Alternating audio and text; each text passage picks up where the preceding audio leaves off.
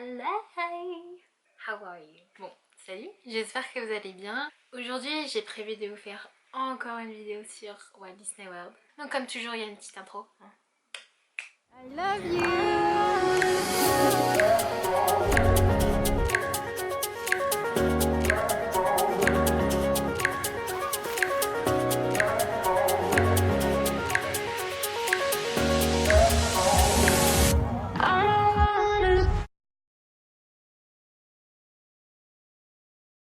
Alors, je sais que ce que je vais vous dire dans les minutes qui viennent ne va pas forcément être très positif. C'est plein d'informations en fait que j'aurais bien aimé qu'on me dise avant d'arriver à Walt Disney World. Si vous avez regardé l'intro, si vous l'avez pas juste zappé, ben vous avez pu voir que j'avais quand même l'air heureuse. Et c'était pas juste que j'en avais l'air, je l'étais vraiment. J'ai vraiment passé de super moments à Walt Disney World. Et j'aimerais que juste vous gardiez cette vision un peu dans votre tête. Alors première chose, désolée, j'ai ma liste comme toujours. Quand je suis partie à Walt Disney World, je savais pas vraiment parce qu'en fait j'y avais juste pas pensé. Quand je suis arrivée dans la résidence, finalement les appartements étaient plutôt vides. J'avais pas pensé, genre, chose bête, hein, mais ils fournissent que le matelas, donc il a fallu acheter des draps, couvertures, coussins, et même genre rien que pour défaire vos valises, quoi. Il y a une commode et il y a une penderie, mais il n'y a pas de cintre, donc bah vous arrivez, il faut vous acheter des cintres. Ça paraît tellement bête, mais c'est juste plein de dépenses que j'avais pas anticipé. C'était de l'argent que j'avais pas prévu de dépenser aussitôt. Donc déjà, première chose à savoir. Aussi, quand je suis arrivée, et pas juste moi, plein d'autres personnes qui travaillaient pour Chef de France, on a eu les mauvaises surprises, disons, d'apprendre qu'il y allait avoir plusieurs différences entre nous qui travaillons pour Chef de France et ceux qui travaillent directement pour Walt Disney World. Première chose un peu bête, mais lors des traditions, normalement il y a Mickey qui est censé venir nous voir, et ben nous il n'est pas venu. Donc déjà bon, certes c'est le premier exemple, c'est pas l'exemple waouh, il se plaint pour ça. Tu te dis, tu débarques à Walt Disney World, tu te dis oh bah y a Mickey et tout, et ben non, il vient pour ceux qui travaillent à Walt Disney World, il est pas venu pour nous. Bon après c'était pas le cas de tout le monde, il y a plusieurs gens qui ont travaillé avec moi, de groupes d'arrivées différents qui m'ont dit qu'eux ils ont bien eu Mickey, donc en fait c'est juste nous, on n'a pas eu de chance. Autre différence, c'est que on avait beau habiter dans le même appartement, mes colocs qui travaillaient pour Walt Disney World avaient un loyer moins cher que le nôtre. Donc moi je payais 140 $ par semaine, alors que mes colocs ne payaient que 117 $ par semaine. Et chose que je trouvais complètement injuste parce qu'au final on gagnait pas plus qu'elle. Comment dire? Quand je suis partie aux États-Unis, j'étais fauchée. J'avais vraiment pas d'argent, j'avais un minimum d'argent juste pour survivre les premières semaines en attendant mes premiers salaires. Le problème, une chose aussi, c'est que je pense que maintenant ils préviennent les gens. Mais quand moi j'ai passé les entretiens, et ça a été le cas pour une de mes colocs, on n'était pas au courant qu'en fait il fallait amener notre premier loyer en liquide lors de notre rencontre avec Chef de France. On était plusieurs à avoir eu des problèmes. Mais moi ce que j'avais pas dit à mes colocs, c'est que j'étais fauchée. Et qu'en gros, l'argent qu'on me demandait pour mon premier loyer à leur amener en liquide, et ben en fait, c'est tout ce que j'avais. Du coup, j'étais genre, prenez mon argent.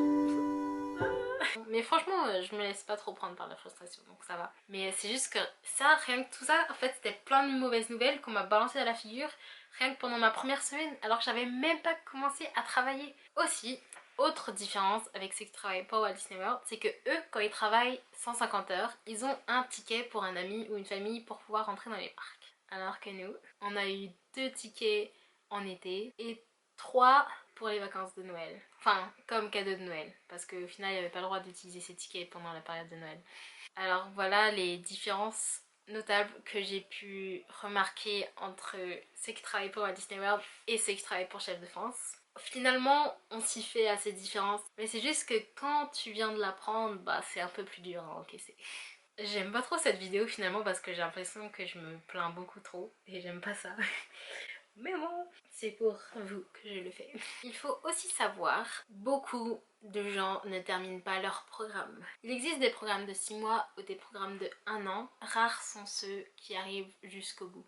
Il y a tellement de gens qui abandonnent. Il y a même des gens qui abandonnent avant même d'avoir travaillé. Il y a des gens qui abandonnent au bout d'une semaine. Il y a des gens qui tiennent plusieurs mois quand même. Et il y a ceux qui se font virer. De ce que j'ai vu, ceux qui se font virer, on leur a laissé plusieurs chances quand même.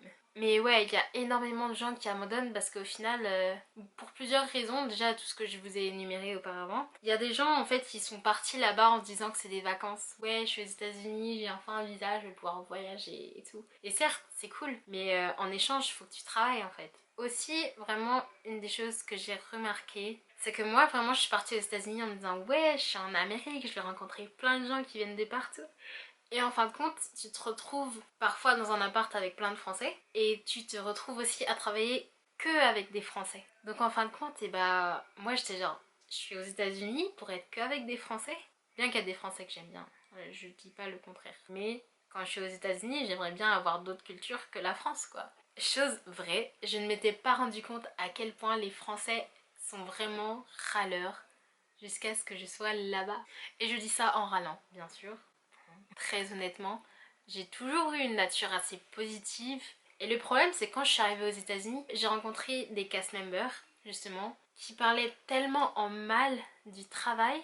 J'avais pas commencé à travailler, que j'avais pas spécialement envie de commencer non plus. Et c'est ça le problème. On est tous là à faire le même travail, mais le problème c'est que la plupart des gens vont être là à râler et en fait tu te retrouves dans un environnement tellement négatif et c'est ça qui plusieurs fois m'a donné envie de partir juste à cause de l'environnement parce que les gens ont tellement cette mentalité. Oh.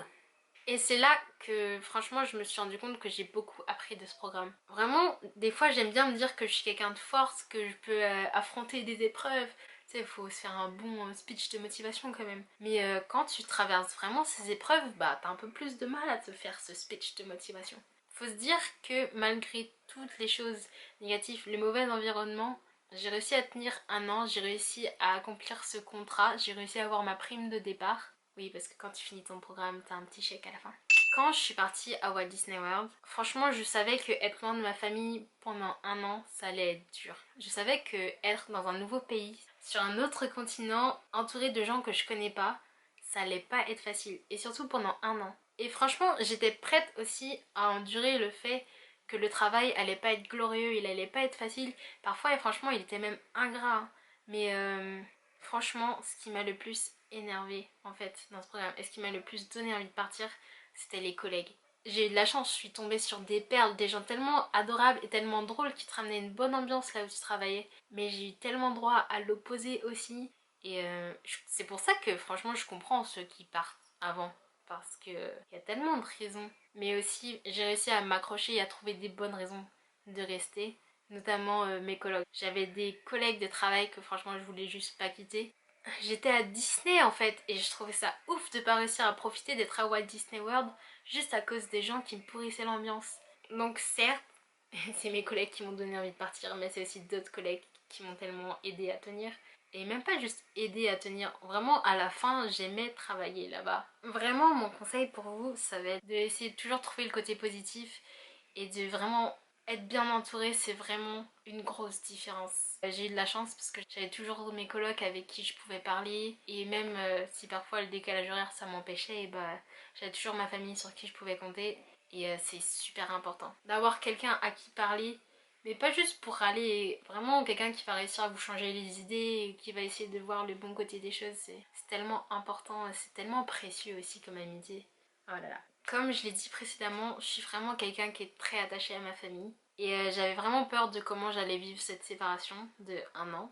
Finalement, c'était pas facile. Franchement, il y a des moments, j'avais juste envie d'appeler ma famille, mais je pouvais pas parce qu'il était 3 h du matin chez eux, donc j'allais pas les déranger. Des moments, c'était pas facile. Des fois, tu cherches juste une personne à qui te confier et tu te rends compte qu'il y a que ta maman qui peut te comprendre, ou une de tes sœurs, ou ton père. Parfois même mon frère ou juste mes amis. Cette distance et ce décalage horaire de 6 heures, c'est vivable, mais c'est pas toujours facile. Bizarrement, et bah en fait, ce qui m'a aidé c'était de me détacher, et des fois, bah j'avais juste. C'est un peu méchant hein, ce que je veux dire, mais des fois j'avais juste pas envie de parler à ma famille parce que je savais que si j'allais leur parler, je risquais vraiment de pas aller bien en fait. Même si au fin de compte, ils me rassurent et essaient de me réconforter, tout ce qu'ils peuvent dire, des fois ça aide pas parce que tout ce que t'as envie c'est genre de leur faire un câlin et tu peux pas parce que ils sont juste de l'autre côté de l'Atlantique. Même si tout ça c'était dur, ça en valait tellement la peine. Je sais que j'ai dit plein de choses pas spécialement positives précédemment. Faut quand même se dire que malgré tout je l'ai fini ce programme. J'ai sûrement surpris des gens qui pensaient que j'allais partir plus tôt. Moi-même je pensais pas que j'allais tenir jusqu'au bout. Maintenant je peux me la péter en disant ouais, je travaillais à Walt Disney World, tu sais, si tu savais ce que c'était. Il y a tellement de positifs à retirer de tout ça. Vraiment, j'ai tellement appris sur moi. J'ai fait de superbes rencontres. Rien que dans mes collègues, je me suis fait une amie japonaise. J'ai des amis au Guatemala, au Mexique, en Californie, en Floride. Enfin franchement, j'ai rencontré du beau monde. Et c'est juste une expérience en fait qu'on peut pas remplacer. C'est pour ça que je regrette tellement pas de l'avoir fait. Donc j'espère que cette vidéo vous aura aidé, que je vous aurai pas trop dégoûté. Parce que en fin de compte, j'espère vraiment que vous retenez que le positif. Parce que faut savoir que aussi personne ne vit ce programme de la même façon. En tout cas, j'en garde de super souvenirs, j'en garde de belles amitiés. Et c'est une expérience que je ne regrette absolument pas d'avoir vécue. Donc je vous souhaite à vous, si vous allez faire le même programme, d'essayer de toujours voir ce qu'il y a de positif. Et vous verrez que vraiment c'est super d'être là-bas. N'hésitez pas à laisser un commentaire si vous avez d'autres questions auxquelles vous aimeriez bien que je réponde, ou si vous voulez juste réagir par rapport à quelque chose que j'ai dit. Ben voilà, sentez-vous libre. Et puis surtout, rappelez-vous que la vie est belle. Il faut juste la voir ainsi. Allez.